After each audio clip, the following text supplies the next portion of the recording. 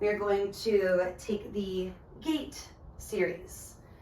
So I'm turning sideways just to make it clear. I'm going to attempt to mirror you. No big deal if I get a little mixed up, you get a little mixed up, right? Do your best. So come to a high kneel. Hands at the hips, take the right leg out so the heel is living straight off your own hip. Rounding through the inner and outer edge of that foot, lift through the inner thigh. Walk the right hand down toward the lower thigh. Left arm reaches out left. Spin the palm up, lift the heart, the crown. Let's reach up and over. Now that bottom hand's going to need to walk a little further, trying not to push on the knee itself. Roll the bottom ribs up, maybe look up. And let's take at least 2, 3, 4 plus breaths in each variation. Now from here, you're going to ease back through neutral. Let's take arms wide. Feel the side body continue to lift and lengthen. And then allow that left hand to come down under your shoulder. Right arm reaches up. Noting this could be the work, or of course lifting the leg. Waking up the obliques, the outer hip, the glute. Top arm can also sweep and or circle, bending the top knee. Catching the top ankle, kick it back. Pull the heart forward and through. Your knee is now living straight off the hip. Tailbone lengthening, sternum lifting. I'm on my bottom fingers. You could be on the hand, the block, whatever you need. And if looking down makes it all possible, do that. I often choose this particular variation as well. After at least a few breaths, let's rewind. Grounding down, lifting up. And letting that be enough on side one. Take a breath or two, maybe cruising all the way back to the heels. I tend to bring in a shoulder roll, sometimes a little non-yoga related, right? Shimming, shaking. Good time to flutter it out. Loosening up where we need, using those exhales to our advantage. Left leg extends, or whichever one you didn't do. Straight off the hip, reminding you to ground through the foot, lift through the inner thigh. Start to walk the hand down the thigh, reaching the opposite arm all the way out, and eventually up and over. Now, no two sides are the same, no 2 days are the same. Let your practice reflect those needs. Opening up the side body, the lungs, clearing what needs to go.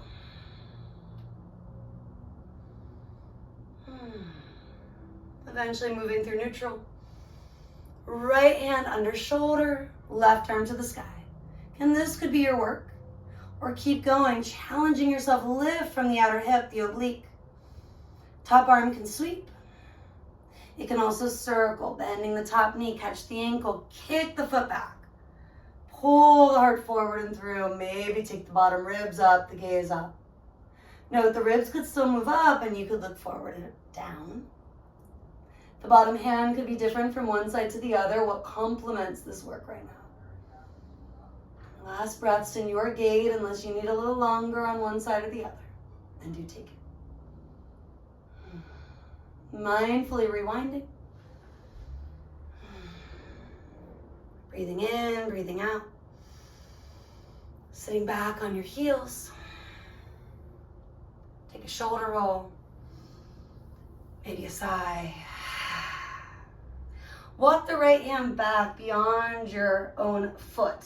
That kneeling sun salutation, lift the hips, the heart, maybe the gaze. And exhale. Walking the left hand back, whichever one you didn't do, root and rise, inhale. And exhale. Take both arms up, inhale. Both arms back and down, exhale. Grounding down, inhale, lift the hips, the heart, maybe the chin. And exhale, let's release. One more time, maybe leading with the left hand, inhale. And exhale. Right side, or whichever one you didn't, inhale. And exhale. Both arms, big inhale. And exhale. Rooting and rebounding, maybe linger this time a little longer. Stay for the extra breath, 2, 3. Grounding through the feet, lifting through the hips, the heart, maybe the head starts to release back. And then tucking the chin, slowly coming down. Take a deep breath in, flutter it out. One more like that, inhale. You can lean forward to cross the legs and sit back. You can also just come to sit with legs wide, however you gotta get there. Doesn't have to look graceful, right? Do have a block or two in front of you. Grounding down through the heels, the sit bones are reaching the arms. For today, just stretching, yawning. Take another inhale or so at the top. And then that exhale or two to make your way down to whatever the bottom is for you. Could be a third of the way, halfway. This is where a block or two under the forehead and or the hands can be really nice. Make sure your sit bones are still rooted. Maybe it's helpful to ebb and flow once, twice, 3 times, and then settle in. But to allow yourself this minute plus to just be. In many ways, counterbalancing the work you did kneeling. Lengthening out the legs, getting your circulation and lymphatic system moving with their full range of motion. That might mean pointing, flexing feet once or twice to wake things up. Horse breath, lion's roar to clear what needs to go. Take at least one more big breath, folded. You can lengthen or roll it up. Maybe use your own hands, close the legs in. Big sigh out. And then join me on your back. Rolling it down, grab your block. If you don't have your block nearby, some sort of padding or the wall. Getting into a nice, easy, chill inversion. Low back to the short, flat, wide side of the block. Heels toward the sky, hips stay grounded on the prop, the earth if you're at the wall and don't have any padding. Heels can stay up and or legs can start to fall out. A little more of that split work like we did seated. Which gravity tends to be even more powerful here. So you might find it complements that work. Or you may find it's just a little too much right now. 5, 10, even 15 breaths. Soothing what needs to be soothed. Getting the benefits of being upside down with limited effort. But if you want to change it up, go for plow, full shoulder stand. And maybe using the wall as an option instead. Your time, your practice.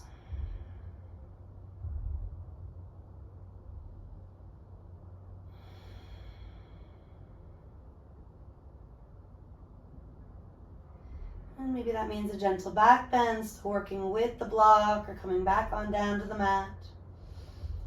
Postures like extended leg bridge, modified Matsyasana, the fish. And or something on your belly, Sphinx, Cobra, even up dog. Looking for the ease, take a few more big exhales.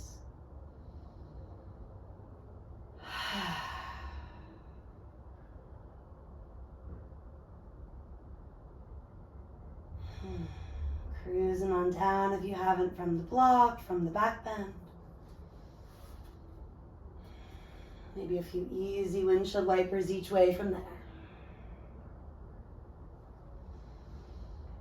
We've done a few things to get into the quads, the psoas. Building on that, take the right foot to the left thigh if that's working for you. And gravity taking over. Arms can reach, right hand can gently pull on the left wrist. It doesn't have to. And as those knees move forward and right, maybe tip your head left.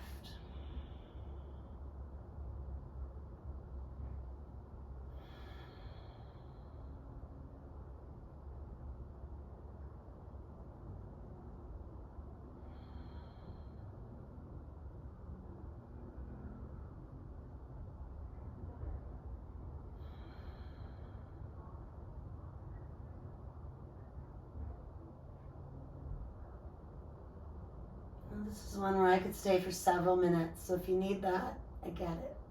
If it's time to move, cruise on up out of it. Windshield wipering a few times. Creating that mobility where sometimes things get a little stubborn, a little stuck. Especially after a few too many hours seated. When the knees move up and over to the left, maybe just maybe left foot to the right thigh. Maybe just maybe reaching back, left hand gently pulls on the right wrist. Of course, I mentioned long sits. It can also be from something really challenging, like a long run, a long bike ride, a big incline of some sort. Whatever it is that's creating the tension, confronting it, releasing it.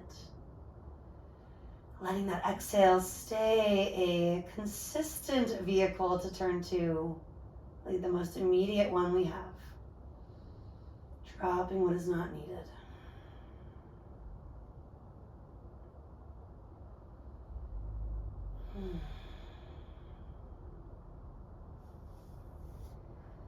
And when you do come up out of it, feet are wide, knees tip in toward each other.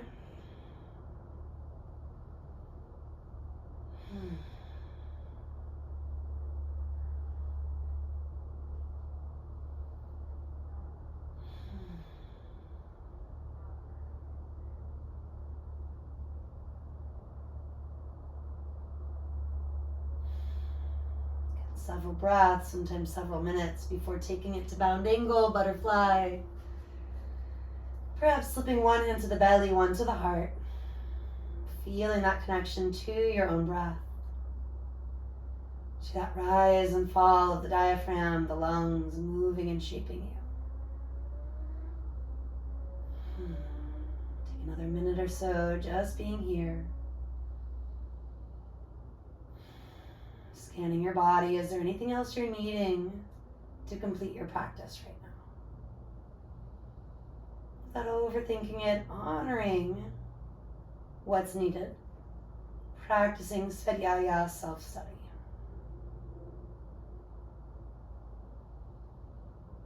Of course, you can drop right into Shavasana. The knees a squeeze and start to move in a way that makes sense for you. And do feel free to reach out. Send me a quick message if you're needing more information, more of a educated opinion or advice